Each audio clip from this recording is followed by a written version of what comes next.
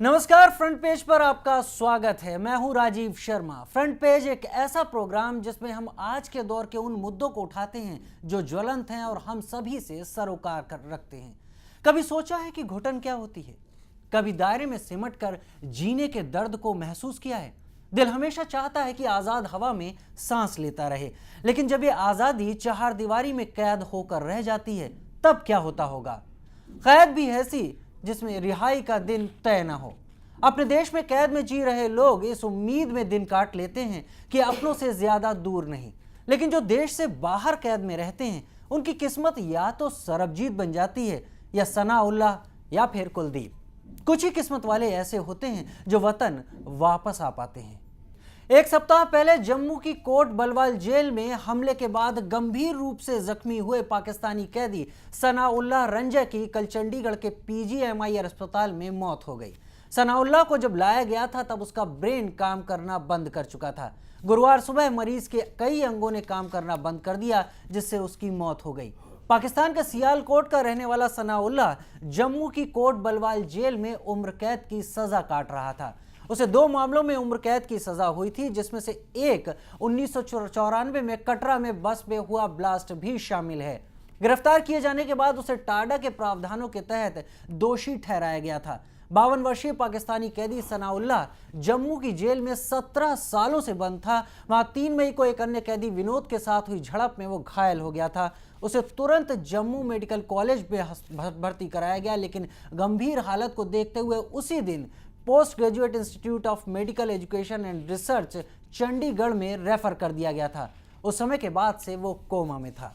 अहमदाबाद का कुलदीप यादव पाकिस्तान की जेल में पिछले करीब 2 दशक से बंद है। परिवार को पहली बार 1997 में उसके एक खत से पता चला कि उसके साथ क्या हुआ और वो कैसे गिरफ्तार हुआ।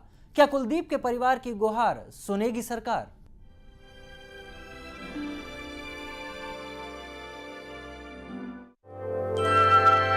ये 16 साल पुराना खत है जो लाहौर की लखपत सेंट्रल जेल में बंद भारतीय कैदी कुलदीप यादव ने तब के राष्ट्रपति के.आर. नारायणन को लिखा था। इसमें उसने अपना दर्द बयां करते हुए लिखा था, देश की सुरक्षा के लिए काम करते हुए मेरी जिंदगी बर्बाद हो रही है।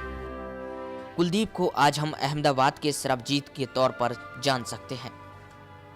इस खत को पढ़ने तक खुद कुलदीप के परिवार को भी ये जानकारी नहीं थी कि वो इस देश की सबसे बड़ी खुफिया एजेंसी रॉ के लिए काम करता था। 15 मार्च 1991 को देश की सुरक्षा से जुड़ी एक जिम्मेदारी देकर उसे पाकिस्तान भेजा गया था। तब से कभी वो अपने वतन नहीं लौटा। कुलदीप को 1994 में पाकिस्तान में जासूसी के आरोप में गिरफ्तार किया गया। परिवार को इस बारे में कुछ भी पता नहीं था। 1997 में जब ये खत पाकिस्तान से भारत पहुंचा तब उनके लिए आशा की एक किरण जगी कि उनका बेटा जिंदा है। पहली चिट्ठी 1997 में आई थी, सन 97 के अंदर पहली चिट्ठी आई, जिससे हमें ये पता चला कि कुलदीप पाकिस्तान की सेंट्रल जेल लखपत लाहौर में कैद है। उसके बाद वो चिट्ठी मिलने के बाद में हमारे को एक खुशी भी हुई कि हाँ, जिससे हमें ये पता चला कि कुलदीप है। अहमदाबाद के श्री नानक भवन में रह रहे इस भाई और बहन ने अपने हाथों में पिछले 16 सालों से ये तस्वीर थाम रखी है। कुलदीप की इस तस्वीर को देखकर ये भावुक हो जाते हैं। उन्हें पता नहीं कि उसकी स्वदेश वापसी हो पाएगी भी या नहीं। परिवार की माने तो अपने बेटे को वापस लाने के लिए कुलदीप के पिताजी ने दिल्ली तक का सफर तय किया, मगर ना तो उन्हें वहां प्रधानमंत्री से मिलने दिया गया और ना ही राष्ट्रपति से। फादर यहाँ से दिल्ली गए, दिल्ली के उन्होंने 4-5 चक्कर लगाए, लेकिन वहाँ से वो नाकामयाब रहे। उनको कामयाबी नहीं मिली कि वहाँ किसी से मुलाकात कर सकें, क्योंकि वो प्रधानमंत्री से मिलने गए थे, राष्ट्रपति से मिलने गए थे, लेकिन ना ही वो प्रधानमंत्री से मिल सके ना राष्ट्रपति से मिल सके। और परिवार के लिए कुलदीप एक लापता शख्स बन चुका था। उसने गुजरात के तत्कालीन मुख्यमंत्री शंकर सिंह वाघेला से भी गुहार लगाई। तब उन्हें कुलदीप के छूटने का एक रास्ता जरूर दिखाई दिया, लेकिन उस रास्ते की मंजिल काफी दूर ही बनी रही। तब से आज तक करीब 19 साल बीत गए हैं, लेकिन कुलदीप पाकिस्तान की जेल में जिंदगी काटने को मजबूर है।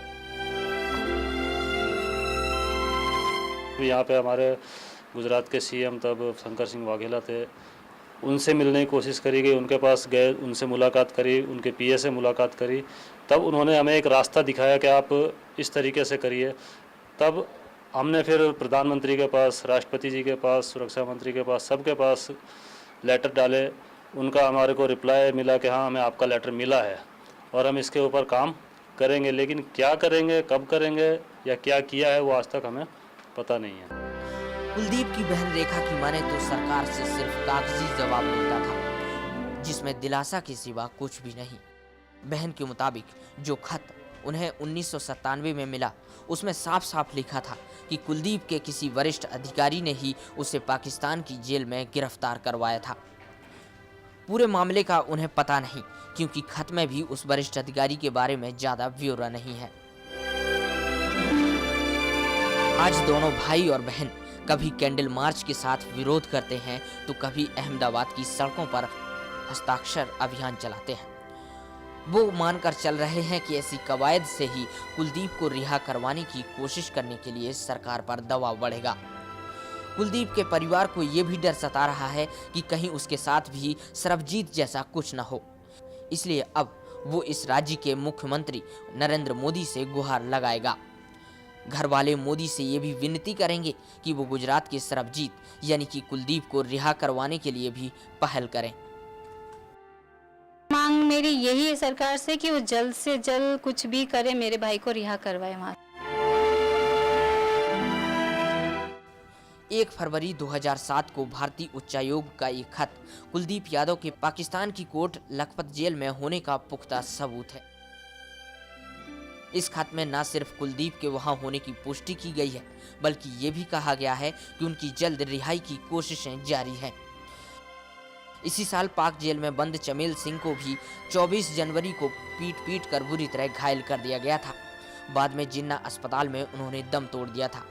चमेल सिंह पर भी जासूसी का आरोप लगा था।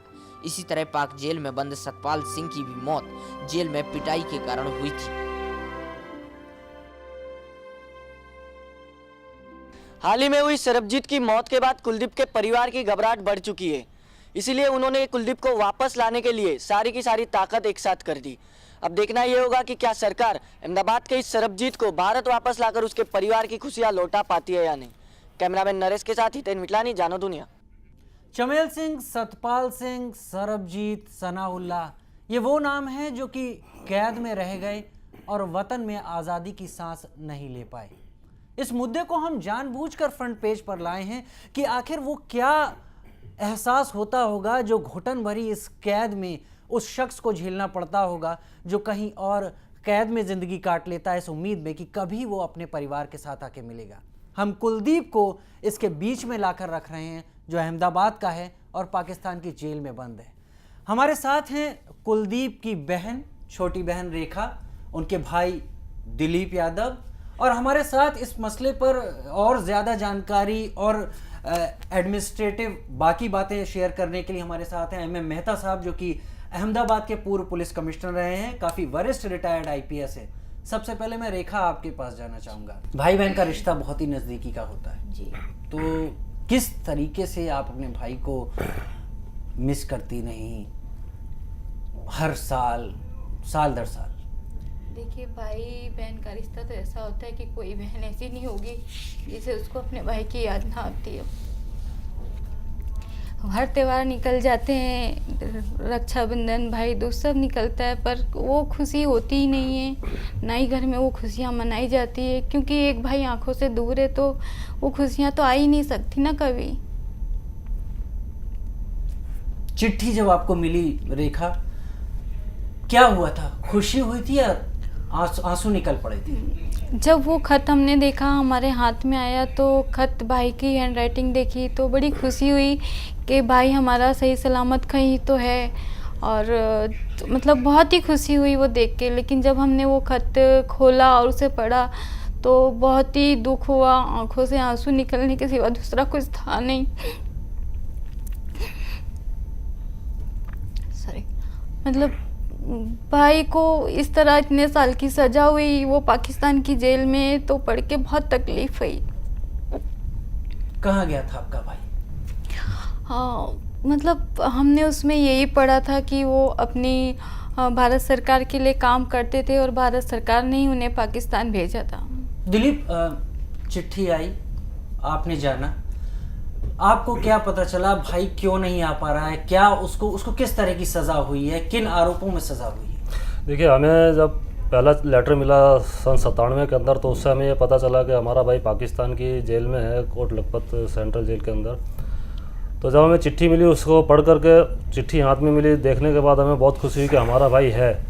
पर उसको पढ़ने के बाद जो खुशी थी वो कुछ ही चंद सेकंडों के अंदर गायब हो गई, क्योंकि वो एक उसके अंदर ऐसा गम चिट्ठी के अंदर छुपा हुआ था कि जो आज तक ख़त्म नहीं हुआ है, जो एक ऐसे ही अमिट छाप सी छोड़ गया है। क्या कहना है कुलदीप का उस चिट्ठी में आपसे कि क्या वो सज़ा पूरी कर चुका है या कितनी और सज़ा है?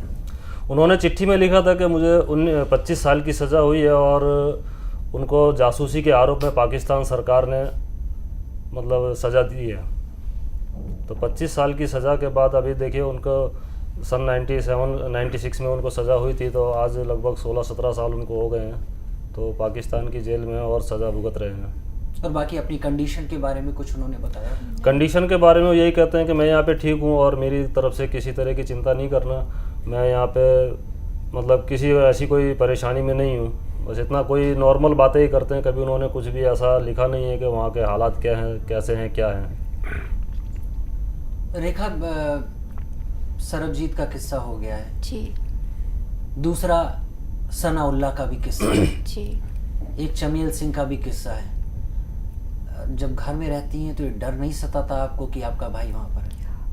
बिल्कुल डर सताता है कि क्योंकि मेरा भाई भी वहाँ है, मेरे भाई जैसे और भी कितने इंडियन कैदी वहाँ पे हैं, तो हम तो ऊपर वाले से यही दुआ करते हैं कि सब सही सलामत हों और अपने घर को आएँ। ये डर तो खैर हमेशा लगा ही रहता है कि जो पाकिस्तान में हुआ या जो इंडिया में हुआ, दोनों में से कुछ भी अच्छा नहीं हुआ और ये नहीं होना चाहिए। मेहता साहब, मैं आपके पास आना चाहूँगा। आपने एक वरिष्ठ पद पर पुलिस में अपनी जिम्मेदारियों को निभाया है। जेल के जो हालात होते हैं और जेल में जिस तरह से एक कैदी रहता है, एक पुलिस अधिकारी उसको किस तरह से मैनेज कर पाता है? क्या जेल में जिस तरह से घटनाएं हुई हैं ये आम बातें हैं? जेल आप गुजरात के ले लो या देश के दूसरे भागों की बात करो, जेल में कंडीशंस बहुत ही ख़राब हैं और उसकी वजह है कि जेल एडमिनिस्ट्रेशन पर कोई ध्यान नहीं दिया जाता। गवर्नमेंट किन कंडीशंस में जेल के इनमेट्स रहते हैं, उनकी ओवरक्राउडेड हैं जेल्स, उनके मेडिकल ट्रीटमेंट, उनका खाने पीने का, उनके रहने का जो ढंग है वो बहुत ही ख़राब है।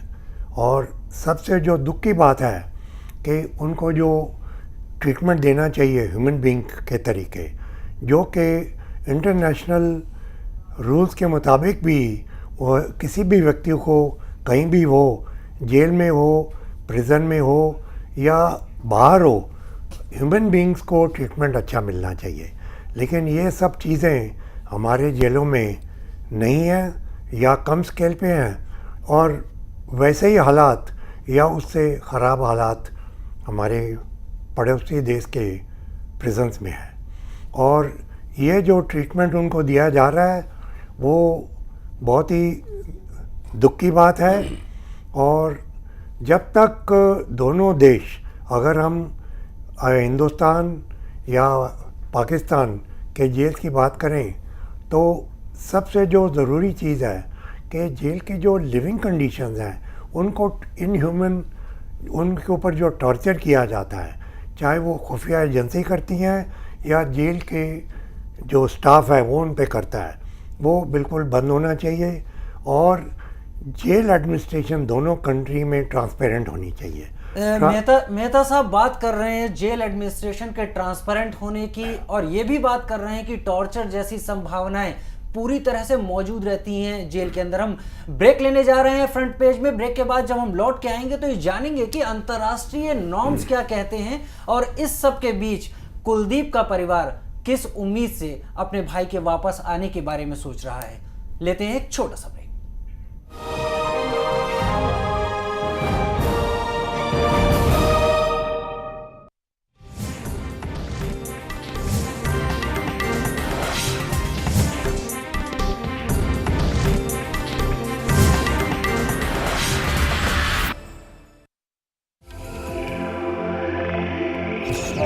Spa and Wellness, the Orient Spa Limited, rejuvenating opportunity.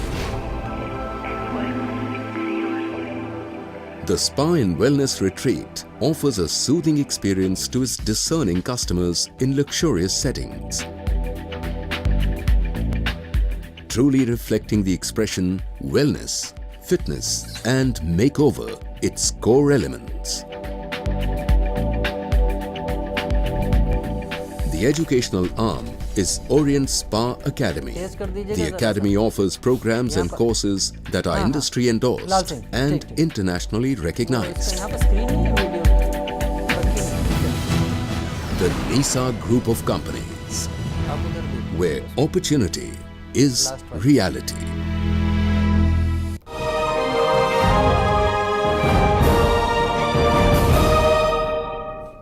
वैसे मुसीबत में भी उम्मीद की एक किरण लाल सिंह जैसे मामलों से मिलती है, जो पाकिस्तानी जेल से छूटकर अपने घर लौटे हैं। बीमार के लाल सिंह को लग नहीं रहा था कि वो जल्दी वापस अपने वतन लौट सकेगा।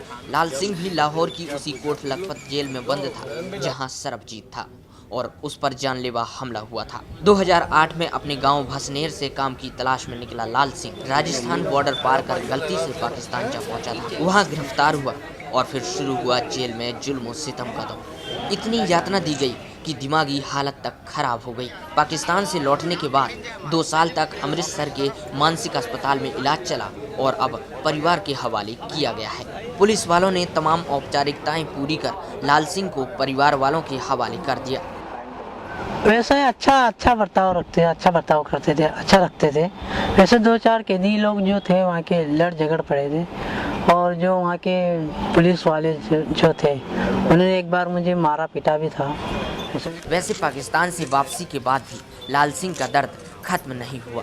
दिमागी हालत देख शुरू में अपनों ने भी उससे किनारा कर लिया था। इसको अमृतसर से लाए, इसके घर वालों के पास छोड़ने के लिए लाएंगे, लेकिन पुलिस और लोगों ने समझा बुझाकर परिवार वालों को मना लिया। लाल सिंह गांव के अपने घर ज्यों ही पहुंचा, उसकी दादी की आंखों में आंसू छलके। और हमारा से ये बिछड़ी ना गयो, खरगोन आया, खरगोन से चली गयो, उनका पता निकाला पर कहीं मिलियो नहीं। सरबजीत तो जिंदा नहीं लाया जा सका, लेकिन लाल सिंह की दास्तां पाकिस्तान में बंद भारतीय कैदियों के परिवार वालों के लिए एक उम्मीद बन सकती है। खरगोन से फरीद शेख, जान दुनिया।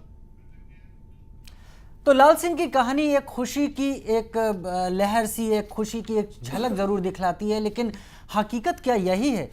हम बात करते हैं सोशल एक्टिविस्ट राजेश जी से। राजेश जी, अगर आप हमें सुन रहे हैं तो क्या बताना चाहेंगे कि जिन जेलों में आप गए हैं, जिन जेलों में आपने जाकर कैदियों की हालत देखी है, क्या उनका मानसिक स्तर इस लायक होता है कि वो चीज़ों को उसी तरीके से लें जैसे आम इंसान, आम आदमी लेता है? नहीं, बिल्कुल नहीं। राजीव जी, मैं आपको एक बात बताना चाहूँगा। हम लोगों ने अहमदाबाद की सेंट्रल जेल में रक्षाबंधन का कार्यक्रम किया था। वहाँ जब हमारी स्कूल की बच्चियाँ कैदियों से मिली तो बड़ी उम्र के कैदी भी रो पड़े। आज 4-5 घंटे भी कोई एक कमरे में किसी को बैठा दिया जाए, न कि बतौर कैदी एक सामान्य इंसान, फिर भी वो इंसान घुटन महसूस करता है। तो एक कैदी की हालत क्या होती होगी जब उसे 8, 10, 15, 20 साल तक कैद में रहना पड़ता हो। वो लोग बच्चों को देखकर अपने परिवार को याद करने लगे और रोते हुए कहा, हमें अगर माफ़ी मिले तो हम नए से हमारा जीवन शुरू करना चाहेंगे, हमसे जो गलती हुई उससे हमें माफ़ कर दिया जाए। हम बात करते हैं इस मुद्दे पर अब सीधे MM मेहता साहब से। मेहता साहब, अभी हम बात कर रहे थे, जैसा आपने कहा कि टॉर्चर जैसी संभावनाएं होती हैं जेल के अंदर और इनह्यूमन कंडीशन होती हैं। अंतर्राष्ट्रीय नॉर्म्स क्या कहते हैं, इंटरनेशनल रूल्स क्या कहते हैं? अगर सरबजीत की बात करूं, सनाउल्लाह की बात करूं, या फिलहाल अभी कुलदीप को अगर लेके करूं, क्या रूल्स हैं, क्या वो फॉलो होते हैं? रूल्स तो फॉलो नहीं होते, क्योंकि प्रिजनर ऑफ वॉर हो या जेल में प्रिजनर हो, उनके साथ जो ह्यूमन ट्रीटमेंट होना चाहिए वो नहीं हो रहा है।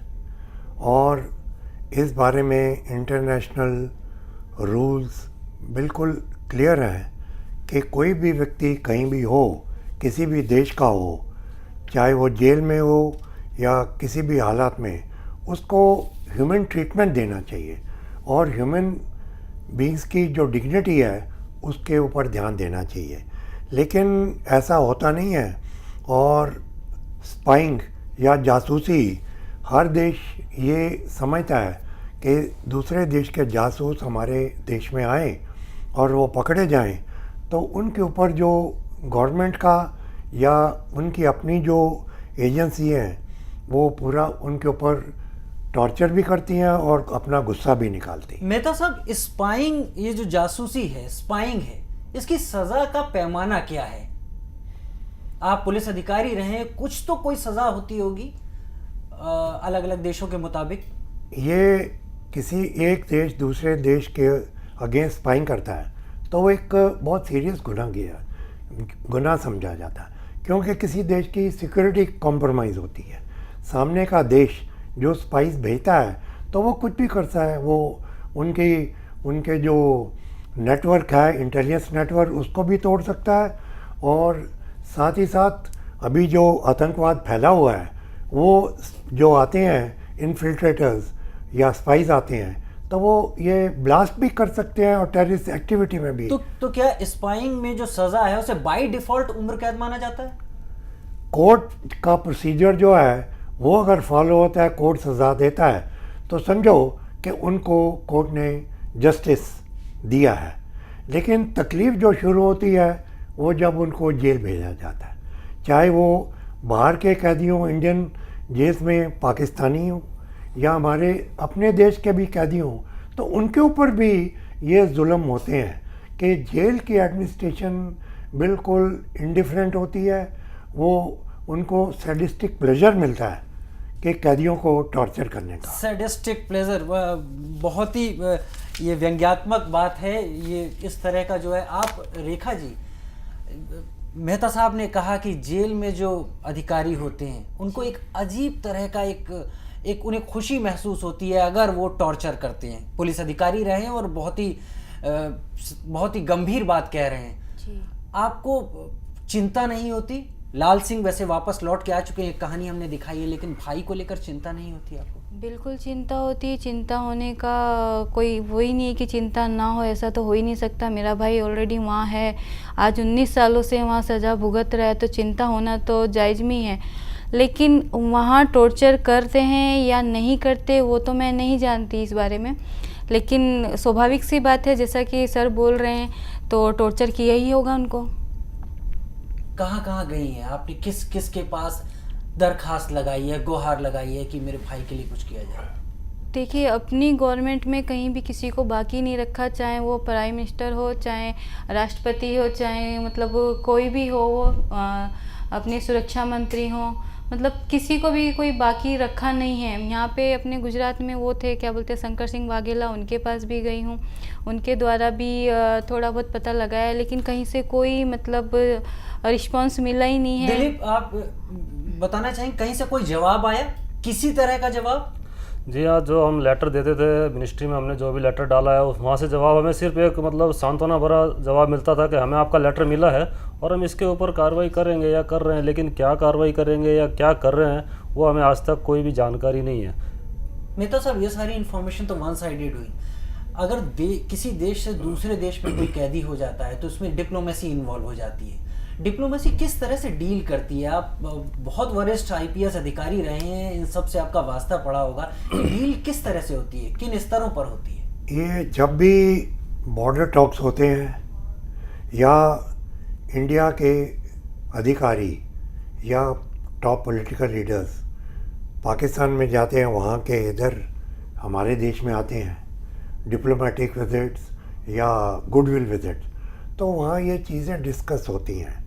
लेकिन इसके ऊपर जो सीरियसनेस है होनी चाहिए वो नहीं दी जाती कि कोई भी डिस्कशन हो, सबसे पहले एक दूसरे के देश में जो प्रिजनर्स हैं जेल में, उसके बारे में डिस्कशन होनी चाहिए। वो डिप्लोमेटिक लेवल पे हो, पॉलिटिकल लेवल पे हो, और ये डिस्कशन जो हैं ये दोनों देश खुले दिल से बात करें। और पूरी जो जेल्स में प्रिजनर दोनों तरफ हैं, इंडिया में हैं, पाकिस्तान में, वो बिल्कुल उसमें टोटल ट्रांसपेरेंसी होनी चाहिए कि उनके सब के नाम, उनके फ़ोटो वो एक दूसरे के पास होने चाहिए। मेहता साहब, ट्रांसपेरेंसी की बात कर रहे हैं आप और अभी फिलहाल वक्त हो चला है एक ब्रेक का, लेकिन ब्रेक के बाद जब हम वापस आएंगे तो मेहता साहब से जरूर जानना चाहेंगे कि क्या जब देशों के बीच में कैदियों को लेकर बात होती है तो किसी तरह की ट्रांसपेरेंसी है? क्या दोनों देश जानते हैं कि उनके पास एक दूसरे के कितने कैदी हैं? मिलते हैं कुछ ही देर में।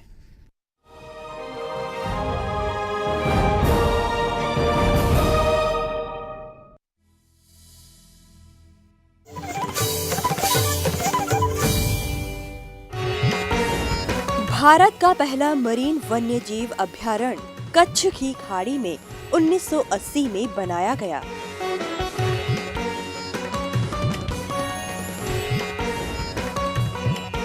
उन्नीस में यहीं पर देश के पहले मरीन नेशनल पार्क की स्थापना की गई।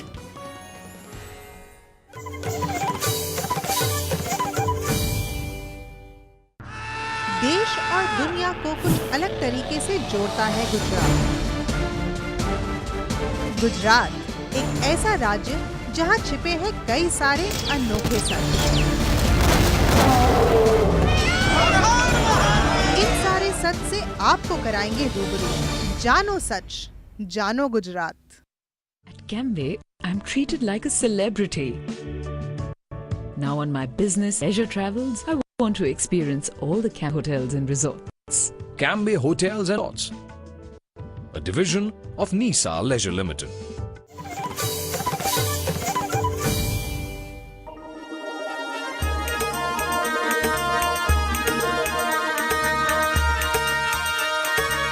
गुजरात को मेलों और त्योहारों का राज्य भी कहा जाता है, क्योंकि यहाँ साल भर में 2000 से ज्यादा मेले और त्योहार मनाए जाते हैं।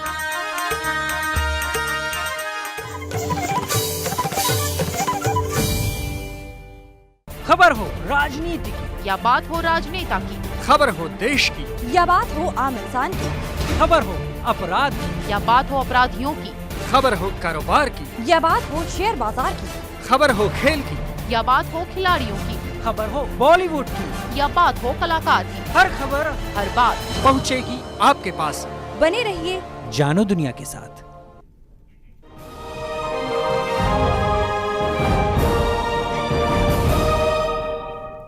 ब्रेक के बाद फ्रंट पेज में आपका स्वागत है। कुलदीप, सरबजीत, सनाउल्लाह, चमेल सिंह, सतपाल सिंह, ऐसे न जाने कितने सिंह और न जाने कितने सनाउल्लाह एक दूसरे की जेलों में बंद हैं, इस इंतजार में कि एक दिन रोशनी आएगी और कम से कम दोनों सरकारें कैद में रह रहे इन लोगों को आज़ाद कर देंगी। ये लोग कौन हैं, उन लोगों की संख्या क्या है और वो लोग कहाँ कहाँ हैं, इस पर बहुत बड़ा संशय है, बहुत बड़ा भ्रम है। हम मेहता साहब से ही जानना चाहेंगे। मेहता साहब, अभी हम डिप्लोमेसी की बात कर रहे थे, कैदियों के बारे में कि कैदी किस तरीके से आज़ाद किए जाएं या वो डील क्या होती होगी। क्या इस तरह की कोई लिस्ट कभी डिप्लोमेटिक लेवल पर एक्सचेंज की जाती है? डिस्कशन होती हैं, लेकिन वो क्या डिस्कशंस होती हैं उसको पब्लिक नहीं किया जाता, तो पब्लिक को नहीं पता चलता कि क्या डिस्कशन हुई है और क्या डिसीजन लिए गए हैं, लिए जाएंगे, या टॉक्स जो हैं इस पॉइंट के ऊपर फेल हो गए हैं। तो सबसे अच्छी बात तो ये होगी कि दोनों देश अपने अपने कंट्रीज़ में जो जेल में प्रिजनर्स हैं एक दूसरे के, उनका हर एक इंडिविजुअल का बायोडाटा बनना चाहिए। वो बायोडाटा वो एक दूसरे के साथ एक्सचेंज करे, क्वार्टरली, हाफ ईयरली उसका जॉइंट विज़िट होना चाहिए जेल्स में। पाकिस्तान के जो टीम है वो आए और इंडियन जेल्स में जो उनके प्रिजनर हैं उनको देखा जाए, उनकी कंडीशन क्या है, उनको पूछा जाए उनके बारे में, उनके व्यूज़ लिए जाएं। और ये सब जब तक ओपन डिस्कशन नहीं होंगे, ट्रांसपेरेंसी नहीं होगी, तब तक इनका जो प्रिजनर्स का फ्यूचर है वो हमेशा फैमिलीज़ के लिए दर्दनाक रहेगा। मैं छोटी बहन पर आना चाहूँगा। रेखा, आपको लगता है कि सरकार ठीक से काम कर रही है? हर रक्षाबंधन आता है, हर दिवाली आती है, हर होली आती है। देखिए, अगर सरकार अपना काम ठीक से कर रही होती तो शायद आज मुझे ये सब कहने की ज़रूरत नहीं पड़ती, ना मेरी आंखों में आंसू होते, मेरा भाई मेरी नज़र के सामने होता। क्योंकि गवर्नमेंट को तो हम 97 से गुहार लगा रहे हैं, लेकिन गवर्नमेंट ने तो हमारी सुनी ही नहीं है। लेकिन अभी भी ये उम्मीद रखते हैं कि वो त्योहार पर एक गुस्सा नहीं आता जब भाई की याद आती होगी? बिल्कुल आता है, अपनी गवर्नमेंट पे गुस्सा आता है, लेकिन ये गुस्सा हम निकालें तो कहाँ निकालें? गुस्सा निकालने का तो कोई जरिया ही नहीं है, गुस्सा बहुत आता है बस। लेकिन ये है कि अपनी आज भी, पहले से भी हम अपनी गवर्नमेंट के आगे गुहार लगाते आए और आज भी यही गुहार लगा रहे हैं कि वो सही सलामत हमारे भाइयों को वापस ले आए, मेरे भाई को वापस ले आए। और जो भी ये दोनों देश के लोग आपस में बैठ के अगर समझौता करके ये चीज़ अच्छी होती है तो दोनों देशों के लिए अच्छा है, क्योंकि कहीं की भी आवाम कोई भी फसाद चाहती नहीं है। क्या आपने अपने भाई की जो हालत है, आप तो आंसू बहा रही हैं जी, आपके दिख भी रहे हैं, लेकिन क्या किसी दूसरे कैदी के परिवार से, क्या कोई और हो जिसके घर वाला बाहर हो और उसके बारे में पता ना चल रहा हो? क्या किसी तरह का लोगों के साथ एक जोड़ बैठाया दिलीप आपने या रेखा आपने? देखिए, ऐसा तो नहीं हुआ है, लेकिन हाँ, जो वहाँ से लोग छूट के आते हैं वो बताते हैं तो उनके द्वारा पता चलता है कि वहाँ पे अपने इंडियंस काफ़ी लोग हैं जो वहाँ की जेलों में कैद हैं। तो उनके लिए जो वहाँ से आते हैं वो भी यही बोलते हैं कि हम मतलब कोशिश करेंगे जो अपने इंडियन हैं वहाँ से छूट सके। दिलीप, आपने कुछ कोशिश की? जी हाँ, हमने बहुत कोशिश करी है, और जो जैसे कि पाकिस्तान से जो लोग छूट करके आए उनमें से कुछ लोग हमें मिले भी हैं और उन्होंने हमें बताया भी है और हमने उनसे बातें भी करी। तो उन्होंने जैसे ही बताया कि मतलब आमतौर पे जो कोशिश होती है कामयाब नहीं होती है, वो यही मतलब क्योंकि जो लोग छूट के आ गए, क्या उन्होंने ये बताया वो कैसे आए यहाँ पर? जैसे लाल सिंह है, लाल सिंह कैसे छूट के आए, किन परिस्थितियों में छूट के आए? क्या आपने इसी तरह से किसी से जानने की कोशिश की कि क्या पता उस तरीकों को अपनाया जाए तो चीज़ें तेज़ हो जाएं? हाँ, उन्होंने जैसे हमसे मिलकर एक दो जनों से बातचीत हुई थी। उन्होंने बताया था कि कुछ की तो जैसे सज़ा पूरी होने वाली थी। एक गोपाल दास आए थे छूट करके, तो उन्होंने बताया था कि उनकी 1 महीने कुछ सज़ा बाकी थी। तो कुछ दोनों सरकारों के बीच में क्या बात हुई किस तरीके से, तो तब उनको 1 महीना पहले छोड़ दिया गया था। रेखा, घुटन नहीं होती आपको? क्या चाहती हैं आप? ये बात तो आप कह चुकी हैं कई बार कि मुझे मेरा भाई वापस मिलना चाहिए, लेकिन फिलहाल होता नहीं दिख रहा है जी। तो उस घुटन के बीच में क्या आपके दिल से क्या निकलता है? आखिर वो क्या चीज़ जो कि आपको खुशी दे, सुकून दे? मेरे को तो खुशी और सुकून तभी मिल सकता है जब मेरा भाई आ जाए। शायद उससे पहले तो वो खुशी और सुकून तो कभी मिलेगा ही नहीं।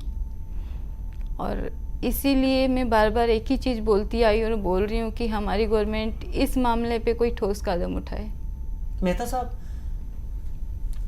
रेखा इस उम्मीद में है कि उनका भाई वापस आए, दिलीप कोशिश कर रहे हैं। आप एडमिनिस्ट्रेशन या वरिष्ठ IAS, वरिष्ठ IPS आप रहे हैं, चीज़ें अटकती कहाँ पर है इस तरह की कैदियों की आज़ादी में? ये खुले दिल से डिस्कशन नहीं होते हैं, क्योंकि दोनों देश एक दूसरे के देश में वो जासूसी के लिए आदमी भेजते हैं और इससे नाराज़गी होती है। अगर हमारे देश का कोई आदमी जासूसी करने के लिए पाकिस्तान में जाता है तो उस पर बहुत वो नाराज़गी होती है और एडमिनिस्ट्रेशन के माइंड में होता है कि ये पाकिस्तान या हिंदुस्तान की जासूसी एजेंसियाँ, ये इनकी हिम्मत कैसी होती है कि हमारे देश में हमारी सिक्योरिटी कॉम्प्रोमाइज़ करने के लिए भेजते हैं। तो ये एक बहुत पुराना सिलसिला है कि एक देश का जो स्पाई दूसरे देश में जाता है स्पाइंग करने के लिए, उस पर वो एक टोटल प्रेजुडिस हो जाता है। हम राजेश से बात करना चाहेंगे, सोशल एक्टिविस्ट हैं। राजेश, आपको क्या लगता है कि चीज़ें क्यों अटकती हैं, होना क्या चाहिए? आखिर कहाँ पर आपको चीज़ें इस कैद में रह रहे लोगों की समझ में आती है? राजीव जी, आप बहुत गहराई से सब बातों को ले रहे हैं, इससे आनंद है। आप भी देखते हैं टीवी, पाकिस्तान के कलाकार भारत में आकर खूब नाम कमा रहे हैं, पैसा कमा रहे हैं, हम लोग उनकी तारीफ़ भी करते हैं। उसी तरह पाकिस्तान में हमारे भारतीय कलाकारों की भी इतनी ही इज्जत होती है। शायद देखा जाए तो ये सियासी चालें हैं जो दोनों देशों को करीब आने से रोक रही है। दोनों भाई थे, एक ही परिवार के। राजेश आप समझ नहीं रहे मेरी बात। मैं ये पूछना चाहता हूँ कि कैदियों के स्तर पर आखिर समस्या एज अ सोशल एक्टिविस्ट आपको कहाँ आती है? मैं म्यूजिक या गायकों की बात अभी नहीं कर रहा, मैं सीधे मुद्दा कैदियों तक सीमित रखना चाहता हूँ। कैदियों का देखा जाए तो कैदों की भी, जेलों की भी एक दुनिया है, उनका एक प्रशासन होता है। आपको शायद पता होगा कि कैद के अंदर जो कोर्ट से भेजे गए कैदी हैं, उनके अलावा भी बार बार पुलिस थानों से कैदी भेज दिए जाते हैं और कभी उनको कोर्ट तक पहुंचाया भी नहीं गया। ऐसे भी कैदी हमने देखे हैं, सेंट्रल जेल में मौजूद भी हैं। पंजाब ट्रैवल के एक कैदी को हम मिले थे, तो वो पंजाब ट्रैवल के अंदर क्लीनर का काम करते थे। वजह कुछ नहीं बताई गई, खाली इतना कहा कि मेरी ट्रैवल में जाके कहिए कि मुझे जेल में फंसा दिया गया है, मुझे बाहर निकाले। आपने एक बात पूछूंगा, आप जेल में गए हैं, कैदियों से मिले हैं, क्या आपको कभी पता चला है कि कोई कैदी विदेश का या पाकिस्तान का या कहीं का भी हो, बाहर ही किसी देश का, वहां बंद है? क्या उसने आपसे अपनी कोई समस्या बताई? नहीं, भारत की कैदों में तो ऐसा नहीं मिला, लेकिन मैंने ये मानसा के अंदर एक लड़का जो विदेश से आया था, उसकी जेब में शायद किसी ने कोकेन का 10 ग्राम का पैकेट रख दिया था और उसको सीधा ही जेल में डाल दिया गया, तिहाड़ जेल में।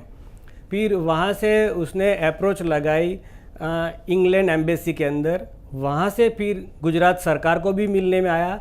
वो पैसे वालों का बेटा था, बहुत 90 लाख रुपया खर्च करने के बाद वो छूट भी गया। खैर, इन सब बातों पर हम नहीं जाना चाहेंगे जिनके पीछे कोई पुष्टि ना हो पाए, क्या हुआ क्या नहीं हुआ। लेकिन फिर भी जो लब्बो-लुआब अभी निकल के आ रहा है वो ये कि कहीं बहुत सियासी नफरत इन कैदियों के आदान प्रदान या इन कैदियों को आज़ाद करने में कहीं रोड़ा अटका रही है, जिसको ठीक करने की जरूरत है। अभी ब्रेक पर हम जा रहे हैं। ब्रेक के बाद जब लौटेंगे तो कुलदीप जैसे दूसरे कैदियों से जुड़ी हुई और बातों पर चर्चा करेंगे। मिलते हैं कुछ ही देर में।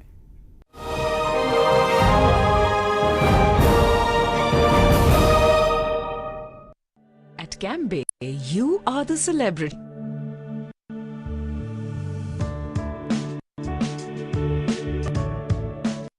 That's why we do everything to treat you like one.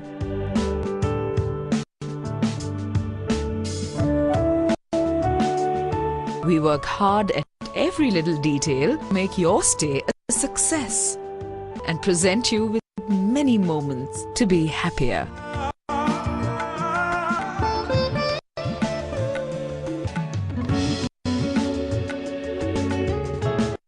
Now on my business leisure travels, I want to experience all the Cambe hotels and resorts. Cambe Hotels and Resorts, a division of Nisa Leisure Limited.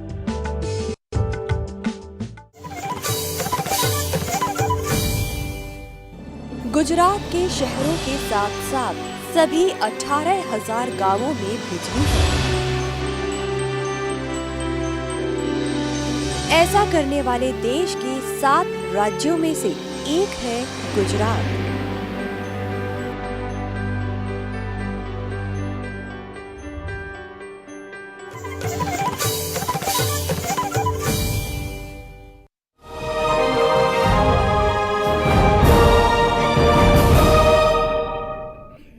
मुद्दा गंभीर है, लेकिन क्या करें, मजबूरी है, हमें कहना पड़ेगा। ब्रेक के बाद आपका स्वागत है। स्वागत इसलिए कि अगर आप नहीं हमारे साथ शामिल होंगे तो इस गंभीर मुद्दे पर हम चर्चा नहीं कर पाएंगे। इससे पहले कि हम कुलदीप जैसे और लोगों पर अपनी चर्चा को जारी करें, पहले जान लेते हैं सरबजीत के बारे में। सरबजीत का मुद्दा काफी जोर शोर से उठा पिछले कुछ दिनों, और दुर्भाग्य से आज वो हमारे बीच में नहीं है।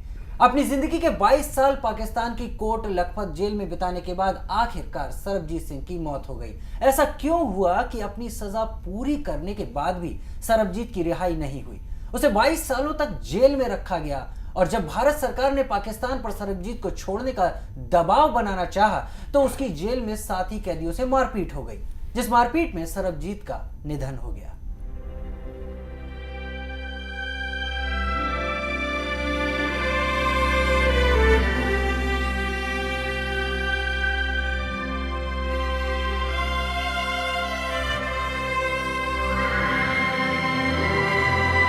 सरबजीत की कहानी उस शख्स की कहानी है जिसकी जिंदगी और पहचान भारत पाकिस्तान की राजनीतिक सियासी रस्साकशी में फंसकर खत्म हो गई। वो भारत के लिए सरबजीत सिंह ढिल्लो बना रहा, लेकिन पाकिस्तान के लिए कभी वह मंजीत रहा तो कभी खुशी मोहम्मद तो कभी कुछ और। पाकिस्तानी सेना ने सरबजीत को 30 अगस्त 1990 में बम धमाकों के आरोप में गिरफ्तार किया था।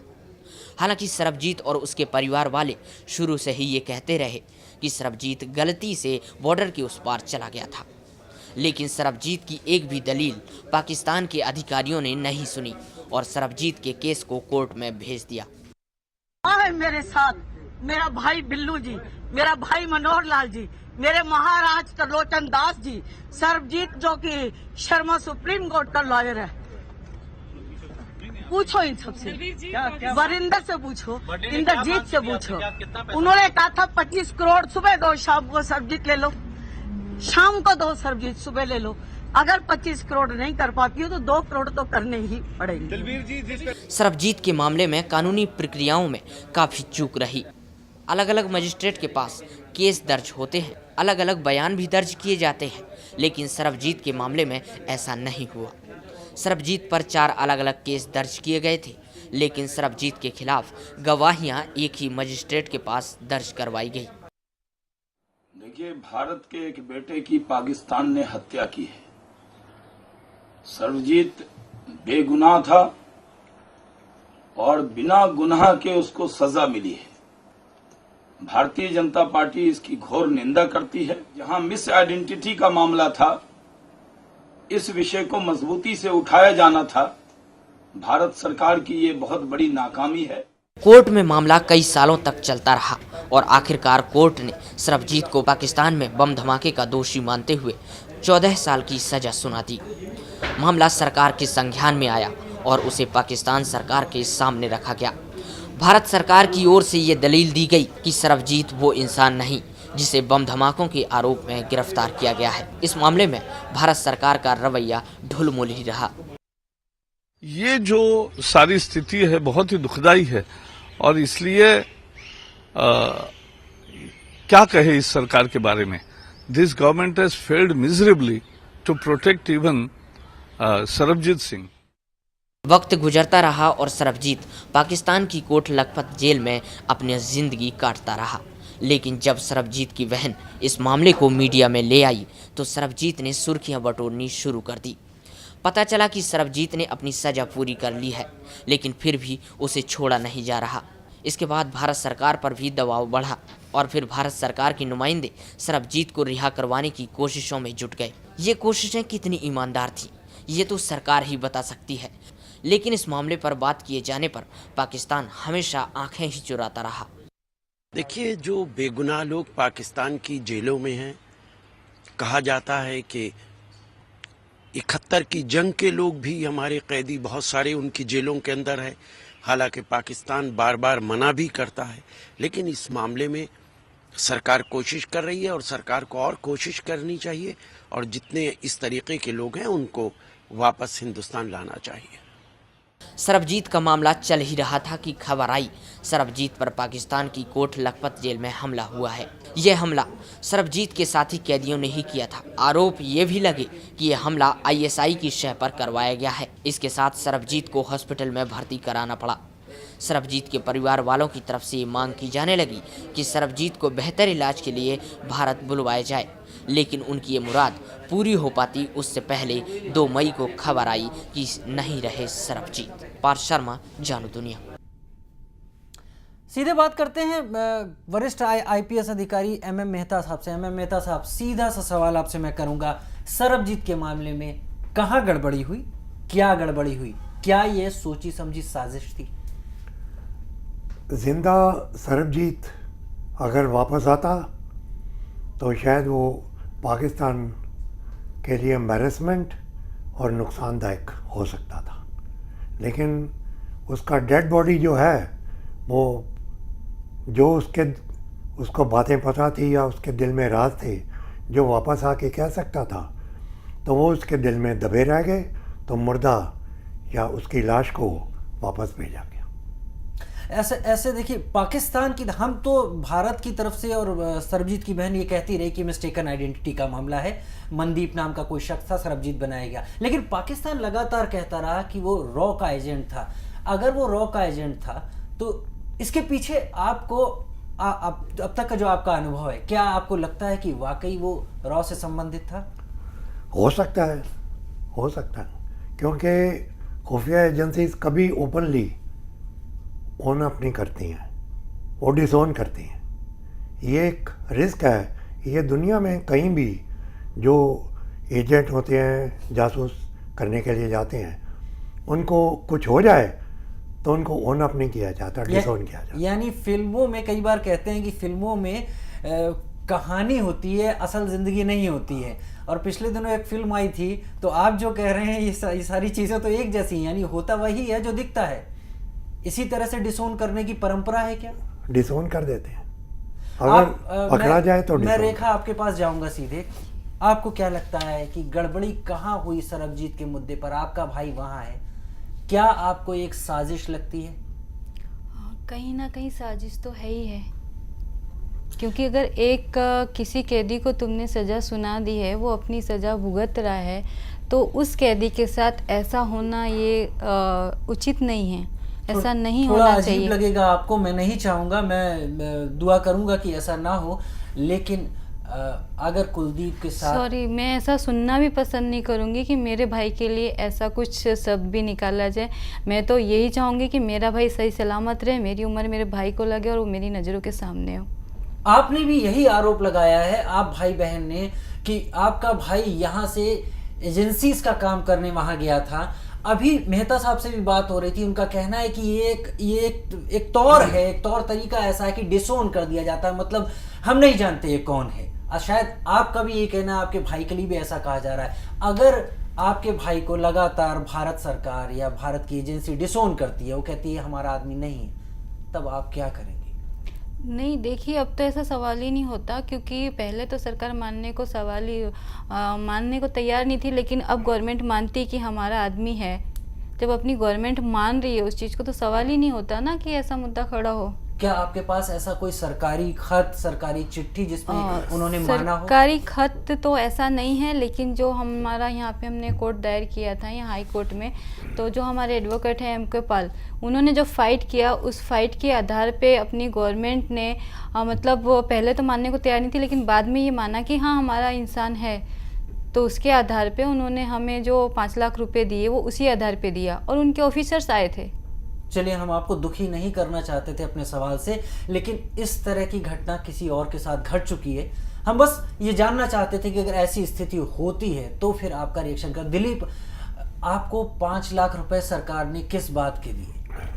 देखिए, 5 लाख रुपए सरकार ने जो हमें दिए थे, उनका कहना ये था कि मतलब जो हमारे एडवोकेट है मिस्टर एम के पॉल, उन्होंने ये बोला, सरकार के सामने ये रखा कि एक इंसान जो अपने घर को छोड़ करके देश की रक्षा, देश की सेवा के लिए दूसरे देश में गया है, तो जो भी जिस एजेंसी के द्वारा, जिसके द्वारा भी जाता है, तो वो एक ऐसा कमिटमेंट देते हैं कि आपके जाने के बाद आपका जो भी पेमेंट है, जो कुछ भी आपकी फैमिली को दिया जाएगा। तो शायद वही चीज़ को उन्होंने फाइट में लिया था, और जो एक 5 लाख रुपए का उन्होंने कंपनसेशन हमें दिलवाया था सेंट्रल गवर्नमेंट की तरफ से, तो वो हमें मिला है। यानी मेहता साहब, अब कुलदीप के केस में ये चीज़ सामने आ रही है, अगर ये हाई कोर्ट में ऑन रिकॉर्ड्स हैं ये चीज़ें, तो यहाँ पर डिसोन जैसी बात नहीं है। डिसोन मतलब कोई भी गवर्नमेंट ओन अप नहीं करेगी कि उन्होंने स्पाइंग के लिए भेजा था, लेकिन सवाल ये उठता है कि वो इंडियन सिटीजन है, उसने कुछ भी किया है उसको सज़ा हुई है, कोर्ट ने सज़ा दी है, उसको जेल भेजा है।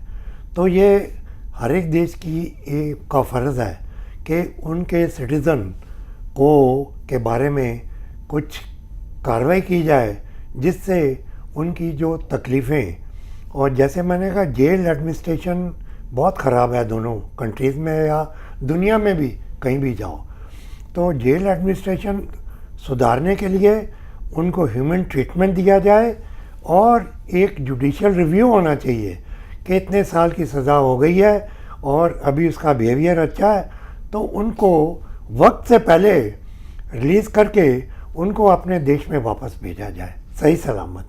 वो सही सलामत गया था, उसको सही सलामत सज़ा उसने उस कंट्री के लॉ के मुताबिक भुगती है, तो उसको वापस सही सलामत भेजा जाए। मेहता साहब, मैं थोड़ा सा कट शॉर्ट करूंगा आपको। मैं बस यहाँ ये जानना चाहता हूँ कि अगर कोर्ट में इस तरह की प्रोसीडिंग्स हैं जहाँ पर गवर्नमेंट कंपनसेट कर रही है ये मानते हुए कि ये शख्स हमारे लिए गया था काम करने के लिए, स्पाइंग भले ही ना माने, लेकिन क्या सरकार अब क्या कोशिश कर सकती है अगर मान रही है कि उनका शख्स है, उनका आदमी है और दूसरे देश में बंद है? इंडियन सिटीजन है, इंडियन सिटीजन, बस सिर्फ एक ही चीज़ है कि वो इंडियन सिटीजन है।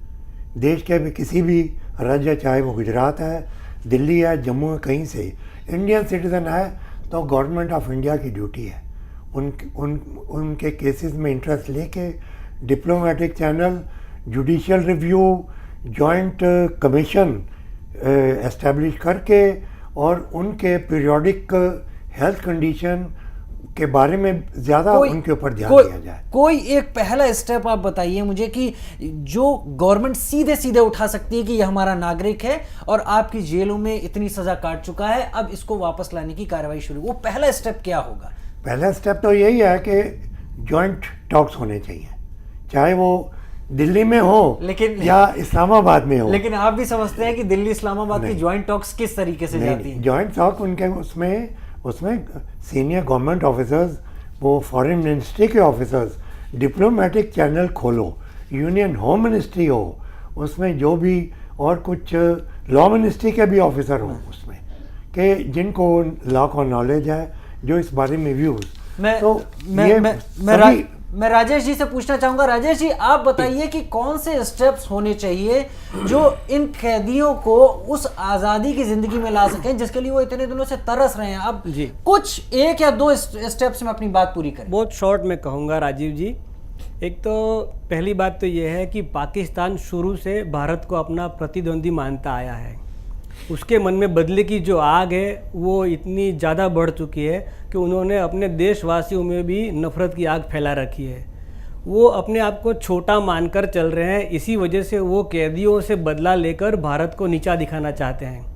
वो स्टेप क्या होगा राजेश जी? वो आप यही कहने जा रहा हूँ, यही कहने जा रहा हूँ। क्या होगा जिससे कि आपको लगता है कि कैदी आज़ाद होंगे?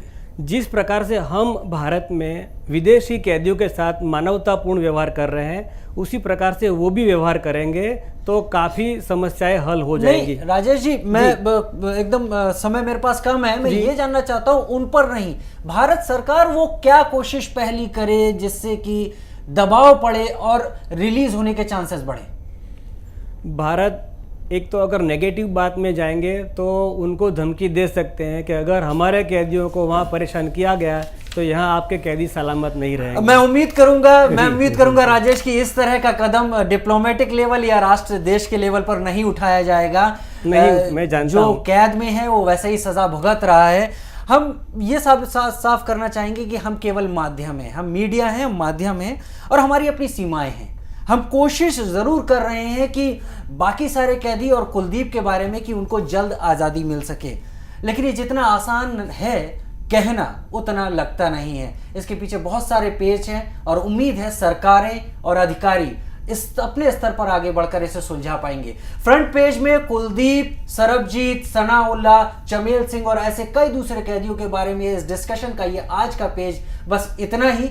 आगे और अगले मुद्दों को लेकर फ्रंट पेज में आपके सामने हाजिर होंगे। तब तक के लिए नमस्कार।